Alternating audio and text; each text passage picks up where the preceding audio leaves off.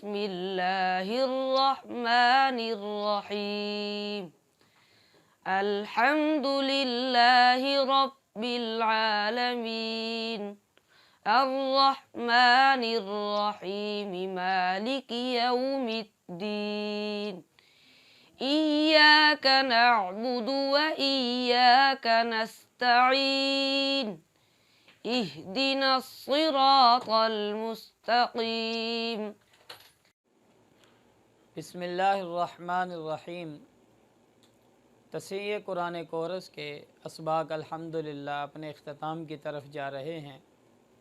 सिफ़ात आरिज़ा की अक़साम चल रही थी कि सिफ़ात आरिज़ा की 10 अक़साम हैं और 8 हरूफ के अंदर सिफ़ात आरिज़ा पाई जाती हैं। 2 हरूफ का तज़करा पिछले सबक में गुज़र गया कि लाम, उसके अंदर भी 2 सिफ़ात आरिज़ा पाई जाती हैं, हमज़ा में भी 2 सिफ़ात आरिज़ा पाई जाती हैं। आज के सबक में हम रा के मुताल्लिक़ यानी सिफ़ात आरिज़ा जो रा में पाई जाती हैं वो अर्ज़ करेंगे और साथ ही रा के कवाइद भी ज़िक्र करेंगे। अल्लाह हमें कुरान पाक को तजवीद के साथ पढ़ने और अपनी ज़िंदगियों में उसे लाकर अमल करने की तौफ़ीक नसीब फ़रमा दें। तो आज के सबक के इजमाली उन्वानात ज़हन नशीन फरमा लीजिए। सबसे पहले हम इंशाअल्लाह 2 फ़ायदे अर्ज़ करेंगे। दूसरे नंबर पर वक़फ़ बिर्रौम की तारीफ़। तीसरे नंबर पर रा की तफ़ख़ीम और तरक़ीक़ के कायदे। चौथे नंबर पर रा की सिफ़ात और 5वें नंबर पर इमाला की तारीफ़। ये 5 चीज़ें इंशाअल्लाह आज के सबक में हम अर्ज़ करेंगे। सबसे पहले 2 फ़ायदे। पहला फ़ायदा ये याद रखें कि रा ज़बर और पेश की वजह से मोटी होती है और ज़ेर की वजह से बारीक होगी। दोबारा ये समझ लें पहला फ़ायदा कि रा पेश और ज़बर की वजह से मोटी होगी और ज़ेर की वजह से बारीक होगी। इसी पर तमाम आगे कवायद ज़िक्र किए जाएंगे। रा पर ज़बर हो, रा से पहले ज़बर हो, या रा से पहले साकिन उससे पहले ज़बर हो और ये रा साकिन है, या रा से पर पेश हो, रा से पहले पेश हो, रा साकिन है, या रा साकिन उससे पहले भी साकिन उससे पहले पेश हो। इन तीनों सूरतों के अंदर इसको ऊपर इस रा को मोटा पढ़ेंगे। और यही सूरतें अगर ज़ेर की सूरत में आ जाएँ कि रा पर ज़ेर है, या रा साकिन उससे पहले ज़ेर है, या रा साकिन उससे पहले साकिन उससे पहले भी ज़ेर है, तो इन तमाम सूरतों में रा को बारीक पढ़ा जाएगा। ख़ुलासे के तौर पर, फ़ायदे के तौर पर ये बात जहन में रख लें कि रा के ऊपर अगर पेश है या ज़बर हो तो ये मोटी पढ़ी जाएगी और रा ज़ेर की वजह से बारीक पढ़ी जाती है।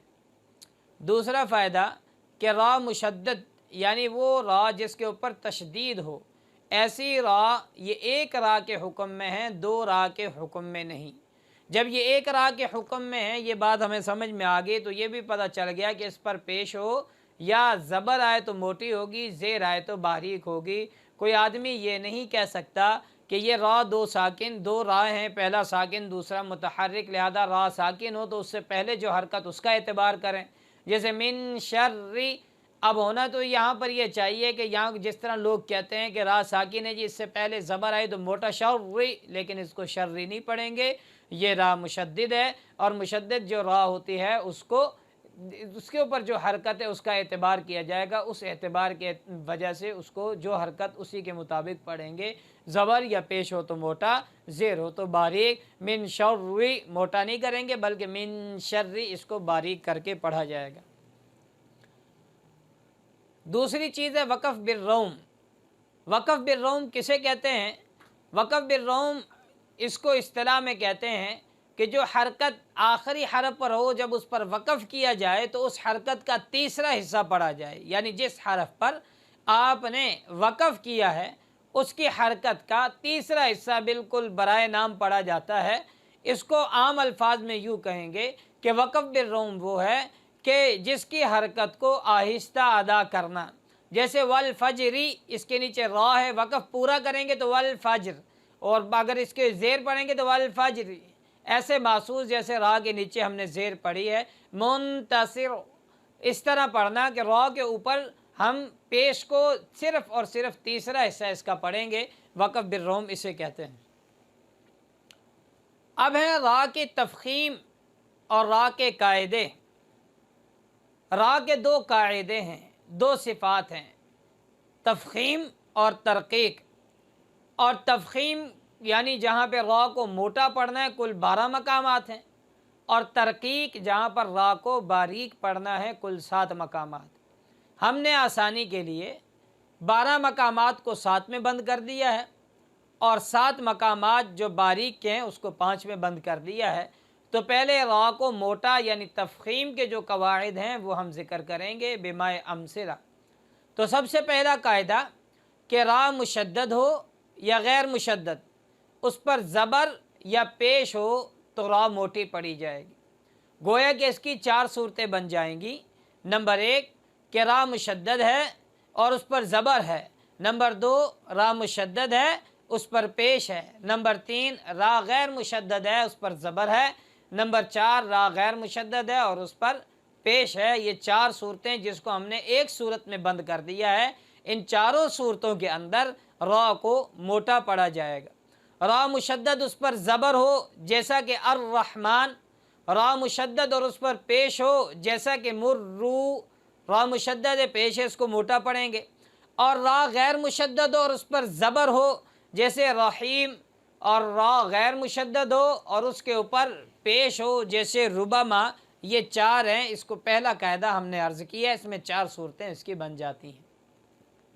دوسرا قاعدہ کہ را ساکن ما قبل زبر یا پیش ہو، یہ بھی 2 صورتیں ہم نے اس کو ایک میں بند کر دیا ہے کہ اس کا حکم ایک ہے کہ را تو ساکن ہے لیکن اس سے پہلے زبر آ جائے، یا را ساکن اس سے پہلے پیش آ جائے، دونوں صورتوں کے اندر را کو موٹا پڑھا جائے گا۔ جیسے ارسل یرزقون، را ساکن ہے، را یا پیش ہے، ارسل را ساکن ہے، اس سے پہلے زبر ہے، ان دونوں صورتوں میں موٹا پڑھا جائے گا۔ اور تیسرا قاعدہ کہ را ساکن ہے اس سے ما قبل بھی ساکن ہے اور اس سے پہلے زبر آ جائے، یا را ساکن ہے اور اس سے پہلے بھی ساکن ہے اور اس سے ما قبل یعنی تیسرے حرف پر جا کر پیش آ جائے، ان دونوں صورتوں میں بھی را کو موٹا پڑھا جائے گا۔ اور یہ عموماً وقف کی صورت میں ہوتی ہے کہ جب آخری حرف پر وقف کیا جائے تو ان صورتوں میں یہ صورت پائی جاتی کہ آخری 2 ساکن ہو جائے اور اس سے پہلے تیسرے حرف پر حرکت کا اعتبار کیا جائے گا۔ لفظ جیسے مثال کے طور پر قدر، را ساکن ہے، یہ قدرہ تھا، اس سے پہلے دال ساکن ہے، وقف کی وجہ سے را کو ساکن کی ہے، اس سے پہلے قاف پر زبر ہے تیسرے حرف پر۔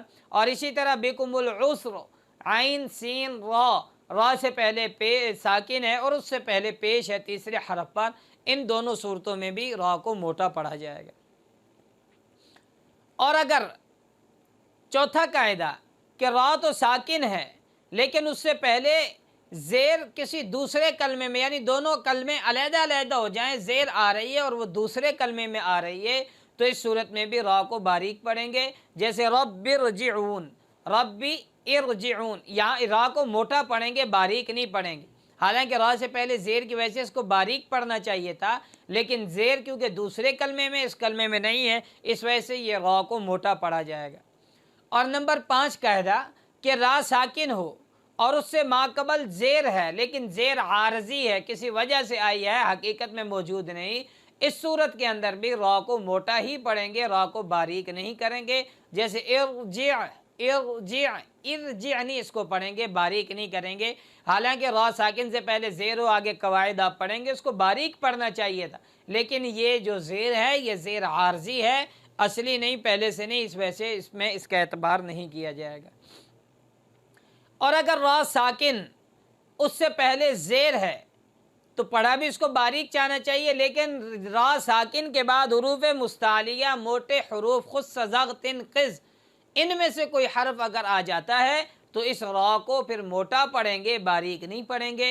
اور قرآن پاک میں اس کی کل 4 مثالیں پائی جاتی ہیں، جیسے فرقہ، مرصاد، قرطاس، لبالمرصاد۔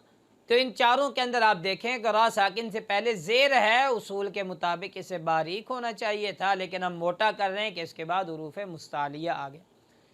7واں قاعدہ اور آخری قاعدہ را کو پر پڑھنے والا کہ وہ را جس پر پیش ہو اور اس پر وقف بالروم کیا جائے، रा पेश है उस पर वक़फ़ बिर रोम किया जाए तो वक़फ़ बिर रोम की वजह से इस रा को मोटा पढ़ा जाएगा, अगरचे उससे पहले ज़ेर पाई जाए। जैसे मुंतसिर, अब इसको रा को बारीक पढ़ते हैं वक़फ़ की वक़्त क्योंकि इससे पहले ज़ेर है, लेकिन अगर रा पर वक़फ़ बिर रोम किया मुंतसिर तो इस रा को मोटा पढ़ा जाएगा, फिर इसको बारीक नहीं पढ़ेंगे। हमने अर्ज़ किया था कि रा को बारीक करने के 7 कायदे हैं और हम इसको इंशाअल्लाह 5 कवायद के अंदर बंद कर देंगे। तो उसी के आप कवायद सुन लें। रा की तरकीक वाले कायदे, नंबर 1 कि रा मुशद्दद हो या गैर मुशद्दद और उसके ऊपर ज़ेर आ जाए तो इसको बारीक पढ़ेंगे। गोया कि यहाँ पर भी 2 सूरतें हैं, हुक्म एक होने की वजह से हमने इसको एक शुमार किया कि रा मुशद्दद हो, जैसे अर्रिजाल, यह रा मुशद्दद है, इस अर्रिजाल रा के नीचे ज़ेर है, हम इसको बारीक पढ़ेंगे। या रा गैर मुशद्दद और उस पर ज़ेर हो, रिजालुन रा ज़ेर री, इसको बारीक पढ़ेंगे, इसको मोटा नहीं पढ़ा जाएगा। दूसरा कायदा कि रा साकिन हो और उससे पहले ज़ेर हो, या रा साकिन हो और उस रा साकिन से पहले या आ जाए, इन दोनों सूरतों के अंदर भी रा को बारीक पढ़ा जाएगा। जैसे कि शिरआ, अब रा साकिन से पहले ज़ेर है, इसको भी बारीक शिरआ। और लफ्ज़ खैर होना तो ये चाहिए था कि रा साकिन से पहले भी साकिन हो तो तीसरे हरफ की हरकत को देखेंगे, लेकिन क्योंकि रा साकिन से पहले अगर या आ जाए तो हर सूरत में उससे पहले वाली हरकत को हम नहीं देखेंगे, इस रा को बारीक पढ़ेंगे खैर। और तीसरा कायदा कि रा भी साकिन है, उससे पहले वाले हरफ भी साकिन है, 2 हरफ इकट्ठे साकिन हो जाएं और तीसरे नंबर पर अगर ज़ेर आए तो इसको भी बारीक पढ़ेंगे। ये उमूमन वक़फ़ की हालत में पाई जाती है सूरत, जैसे हिज्र। और नंबर 4 वो ज़ेर वाली रा जिस पर वक़फ़ बिर रोम किया जाए, इसको भी बारीक पढ़ेंगे, जैसे वल फज्र। अब लफ्ज़ फ़ज्र पर अगर वक़फ़ किया जाए, वक़फ़ बिर रोम नहीं मुकम्मल वक़फ़, तो इसको मोटा पढ़ेंगे कि वक़फ़ रा से पहले भी साकिन है, उससे पहले ज़बर है तो ज़बर की वजह से। लेकिन अगर इस पर वक़फ़ बिर रोम किया जाए, वक़फ़ बिर रोम का मतलब कि रा को ऊपर तीसरा इसका हिस्सा हरकत का पढ़ा जाए वल फज्र, तो इस सूरत में रा को बारीक पढ़ेंगे, अब मोटा नहीं पढ़ेंगे। और नंबर 5 और आखिरी कायदा इसका, इमाला वाली रा ये कुरान मजीद में सिर्फ़ एक पाई जाती है, इसको बारीक पढ़ेंगे। इमाला वाली रा को इसके आगे वजह आ जाती है, जैसे मजरेहा, इसको सिर्फ एक ही है, ये कुरान पाक में इसकी मिसाल। इमाला किसे कहते हैं? इमाला का माना है झुकाना, और इस्तिलाह में कहते हैं कि अलिफ को या की तरफ झुकाकर पढ़ना असल में था मजरा, रा होने की वजह से इसको मोटा पढ़ना चाहिए था, लेकिन रा के अलिफ को, यानी रा खड़ा ज़बर रा, रा अलिफ ज़बर रा, इसके जो अलिफ है उसको या की तरफ हमने झुकाकर पढ़ा, तो मजरेहा इसको हम बारीक पढ़ेंगे। आज का हमारा ये सबक था। आगे नक्शे भी हमने इसको दे दिए हैं कि इसको खुलासे के तौर पर पहले असबाक थोड़े थोड़े याद कर लें, फिर खुलासे के तौर पर इकट्ठा याद करना आपके लिए आसान हो जाए। हमने इसके नक्शे आपको दे दिए हैं। अल्लाह हमें अमल करने की तौफीक नसीब फरमाए।